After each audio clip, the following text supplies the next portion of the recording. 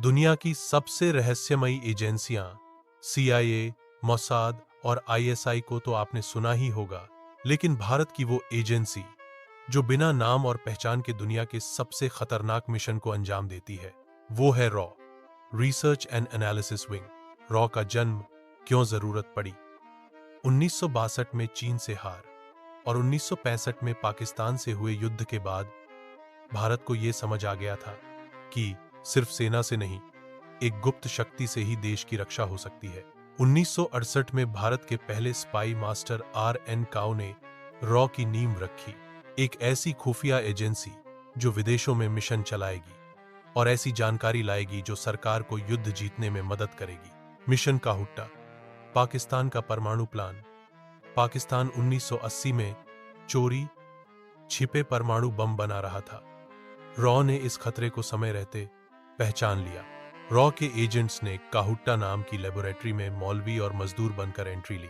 वहां से मिट्टी, धातु और रेडियो एक्टिव नमूनों के जरिए पता लगाया कि पाकिस्तान अब परमाणु शक्ति बनने के करीब है। पाकिस्तान ने सोचा था कि दुनिया को पता नहीं चलेगा, लेकिन रॉ पहले ही सब जान चुका था। भारत अब सिर्फ तैयार नहीं था, जवाब देने के लिए तैयार था। ऑपरेशन कैक्टस, एक तख्ता पलट रोक दिया गया। 1988 मालदीव में सरकार गिराने की कोशिश हो रही थी। रॉ ने समय रहते अलर्ट भेजा।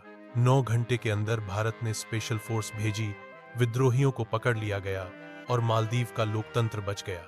इस पूरे मिशन को दुनिया ऑपरेशन कैक्टस के नाम से जानती है, लेकिन इसकी सफलता के पीछे था रॉ के एजेंट, देश के अनसुने हीरो। इन एजेंट्स की कोई पहचान नहीं होती, ना मीडिया में नाम, ना तस्वीर, ना मेडल। इन्हें 6 पासपोर्ट, 10 भाषाएं और 0 ट्रेस के साथ जीना सिखाया जाता है। एक रॉ एजेंट पाकिस्तान में 5 साल तक मौलवी बनकर रहा। हर हफ्ते मिसाइल साइट्स की तस्वीरें भेजता रहा, बिना एक बार भी पकड़े गए। RO का ब्लैक टाइगर रविंद्र कौशिक, एक थिएटर आर्टिस्ट जिन्हें रॉ ने ट्रेन किया और पाकिस्तान भेजा।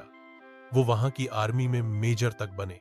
6 साल तक उन्होंने पाकिस्तान की सेना से जुड़ी हर सूचना भारत को भेजी, लेकिन जब उनकी पहचान उजागर हुई, उन्हें पाकिस्तान की जेल में डाल दिया गया। भारत ने उन्हें कभी आधिकारिक तौर पर स्वीकार नहीं किया, लेकिन रॉ के इतिहास में वो आज भी जाने जाते हैं ब्लैक टाइगर के नाम से। रॉ वर्सेस ISI, खुफिया जंग। रॉ और पाकिस्तान की ISI के बीच एक कोल्ड वॉर चलती है, जहां ना हथियार चलते हैं, ना बॉर्डर पार होते हैं, बस दिमाग, चालाकी और जासूसी होती है। आज रॉ ने इसी के अफसरों को नेपाल में ट्रैक कर पकड़ा। इसी ने बदला लेने की कोशिश में दुबई में रॉ एजेंट को टारगेट किया, लेकिन रॉ का बिल्डिंग स्विच प्लान पहले ही लागू हो चुका था। एजेंट बच गया। रॉ की कोड भाषा और अनसुने मिशन। रॉ अपने एजेंट्स को कोड नाम देता है, blue fox, shadow beast, ghost walker जैसे। ऑपरेशन लोटस में रॉ ने 11 आतंकियों को बिना गोली चलाए गिरफ्तार करवाया, और ये कभी न्यूज में नहीं आया। रॉ ना तो न्यूज में दिखता है, ना ही अपने मिशन का बखान करता है, लेकिन जब देश पर खतरा आता है, रॉ पहले ही उसे खत्म कर चुका होता है। ये सिर्फ एक एजेंसी नहीं, ये भारत की खामोश परछाई है।